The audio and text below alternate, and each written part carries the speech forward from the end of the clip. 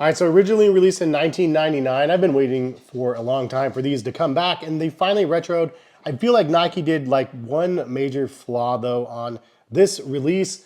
And this isn't even the colorway that I wanted. Unfortunately, I missed out on the high energy colorway. But this is the Nike Air Max Sunder Gore-Tex version that released on Nike sneakers. And I got a pair of them because it's the Gore-Tex version. I was like, okay, I want to check them out. I like the Sunder. This is one of those shoes that I've just wanted to return for so many years. And now we have a pair of them finally. And I was like, okay, I got to check these out. But I feel like there's a couple different flaws, specifically with the model and then with this version of the model as well. Other than that, like there's lots of positive things to say because I'm glad that they brought them back. I feel like this is just one of those nostalgic pairs that I remember having. I had the orange colorway that was like the most sought after colorway, unfortunately, this time around, and my dogs are fighting back there. But I didn't get them at retail, and I wasn't going to pay resale for those things, unfortunately. But that was literally the colorway I had when I was younger. And I was, I got them from the Nike employee store years and years ago for like maybe $50 or something like that. And I kind of really, maybe it was $65 or something like that. Any which way, it was cheap. And I was like, man, it was just such a fun pair of sneakers. I loved the colorful shroud that it had. The design on the sides of the shoe were fantastic. Yes, it had Nike Air on the midsole as well, so you had some in the heel and a little bit on the forefoot. Just overall, it was an excellent pair of shoes, and it was a very, very colorful one that I really liked. So when I heard that they were bringing it back, was I excited? Of course, but also like a little skeptical because Nike has a way of bringing back retro products and then just butchering them and making them completely undesirable. And unfortunately, it's like one of those things that they try to capitalize on and make money on, and then ultimately ends up probably biting in the butt, and they end up going to outlets because they don't like deliver them appropriately. And I think the appropriate way, I don't know if there's a right answer because I mean, obviously they're a company and they're wanting to make money. So you want to make as much pairs as you can and make as much money as you can to recuperate the cost of you actually creating that product again.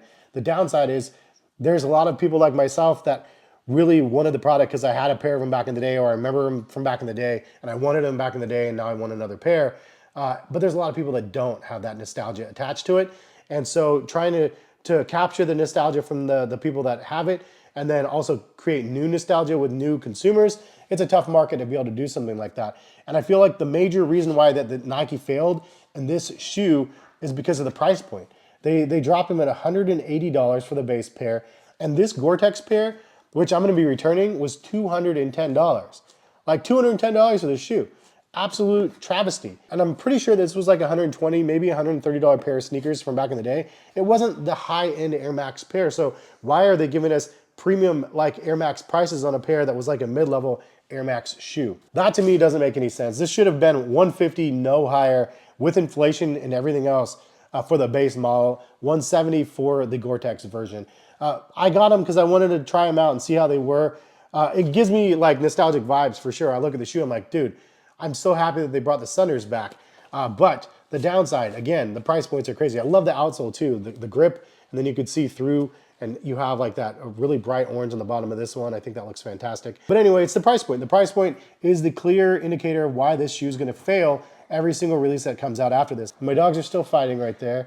So I'm gonna continue on. But Nike's been kind of holding this one pretty close to them because they're only releasing this exclusively on sneakers. They're not doing any releases on Nike's website. The other thing that's kind of annoying to me is they actually don't call it the Sunder, they call it the SNDR. I don't know. I'm an older dude and I'm like, it doesn't say the same thing on the box. So why, like I'm looking for the product on Nike and I'm typing in Sunder like an old man.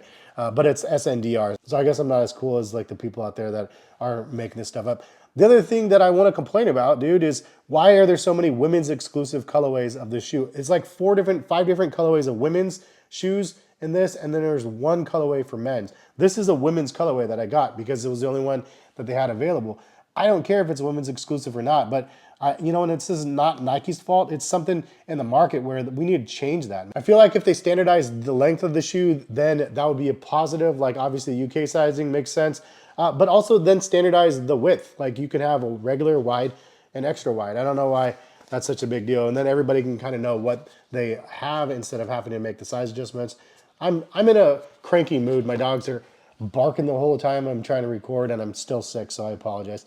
I'm trying to be cheerful at the same time. It's difficult. But I really do like this shoe and I feel like they did a great job bringing it back. You have the pull tab for the zipper. Mine on my original pair actually busted off. This plastic thing snapped off. But it is what it is. I mean, I like that they actually created it very similar. Then you have an inside liner on this pair. Now this is the Gore-Tex pair, so it does say Gore-Tex on the back. And you do have nice reflective details on the side panel of the shoe. And I think this is a very nice polarizing pair when you're wearing it out and about. From a distance, you see the big chunky blocks on the side. It just stands out the way that it's like done over top of a darker background. I just remember seeing these from a distance when I was younger. I was like, oh man, those are so fire. And then seeing them up close, you're like, okay, I really like that model. It was definitely one of those shoes that I really, really enjoyed, along with like the Tailwind 4s. I really like those as well. Anyway, some words of what Nike says about the product. It is the Air Max Sunder Gore-Tex Dark Smoke Gray and Fire Red. $210. The fit for me back in the day was a little snug, so I went up a half a size to a size 10, and this is a proper size for myself. Ahead of its time in '99, the futuristic Air Max Sunder is back and cooler than ever. It continues to break the mold in a bold new colorway, pairing dark smoke gray, fire red, silver accents with the signature reflective panels. This edition comes equipped with Gore-Tex to help keep your feet warm and dry, while Air Max cushioning creates exceptional bounce and comfort. Unzip the shroud to reveal the 6453, a nod to the last 4 digits of Nike's office number around the world, which spells out Nike on the keypad. So if you didn't know, that is what the numbers are on the tongue. So the Gore-Tex, good shoe for water protection. I would say yes and no. I would say yes when you have the shroud up. Obviously, you have to wear it up. Good protection all around, except for when it's not good protection and it gets and seeps through the inner layer here, because it is fairly low cut. If you do wear the shroud down, you will not have water protection. It actually leaks through the sides. I had, of course, tested to see, but it, of course, leaks through to the sides, and it actually builds up in here and then just spills over inside of the shoe. So it's definitely not the ideal situation for a waterproof pair, but I mean, given the fact that you have a shroud on this shoe, it does its proper job when the shroud is zipped up. So obviously it should be a no-brainer, but for those people like myself that wanted to test the possibilities without using your brain, it does not work with the shroud down. The Gore-Tex works very, very well with the shroud up. And they did integrate it really nicely. I do love that there's dual pull tabs here, very easy to get on your feet. You don't even really have to unzip the shroud to get the shoe on either, which is something that I appreciate there. But Gore-Tex option, I think, is a fun one. If you like the look of the shoe, having a Gore-Tex version, especially somebody that lives in Oregon, I absolutely love that idea.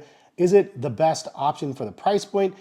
No, not even close. It's not comfortable at all. I mean, this is a 1990 shoe that I loved back in the day, and not necessarily for its comfort. I just did a top 5 comfortable Gore-Tex sneaker list. If you guys didn't see that video, this would not be on that list. It's still stylish. It'd be like on the stylish list, but comfort-wise, the Max Sunder is not the one. I mean, the Pegasus 41 Gore-Tex, really, really good. The Pegasus Trail Gore-Tex is also very nice. The New Balance Hero V8, one of my favorites. This one would not be on that list. It's just not overall very comfortable. It's just an average pair of Nike Air sneakers at this day and age, unfortunately, which is good and bad. I mean, if you like that comfort and the feel of the Nike Air sneakers out there, then I feel like this is gonna be one, you're gonna be like, okay, yeah, it feels great. It feels just like my Air Max 95s or my 90s or whatever. Like for me, those aren't comfortable either. I love those shoes. Like they are the DNA of like my sneaker like background. I love the Air Max 90s. It's my favorite Nike Air model. It's still not comfortable on feet, but that's just my opinion. I mean, other people have difference in opinion, and some people swear by them, say they're the most comfortable shoes out there. So we all have different feet. My opinion, not very comfortable, still very stylish, and very, very overpriced at $210. When these go down in price, because they will, because there's no way the hype is gonna last. From what it looks like for me, they have a bunch of different colorways out there. Not a lot of them are moving very fast. So I do like that they had some energy between the launch colorway, but now that the rest of the colorways are coming and they're not really doing anything, Nike's gonna have to move them. So I'm keying in on like the outlets and stuff and trying to make sure that I can get a pair when they go on sale. Because I definitely want these, not for $210 though. If I got these for $150, I'd be pretty solid on that. $130 even better, that'd be insane.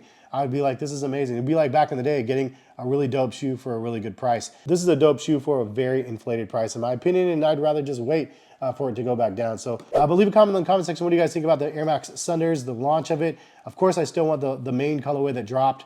I still think it's an amazing, dope looking pair of sneakers, but you know, the 180 price point wasn't really doing it for me. and now the 210. I don't know. I was like, well, I guess I'll try. Hit on sneakers. Of course, they didn't sell out, so I'm like, at least I got a pair. I definitely want to see how they are. But appreciate y'all for stopping in and watching. Have a good rest of the day. If you guys want to buy a pair, I'll link them in the description. Have a good, but hopefully we'll see you back on the channel for some more content very soon. All right, peace, guys.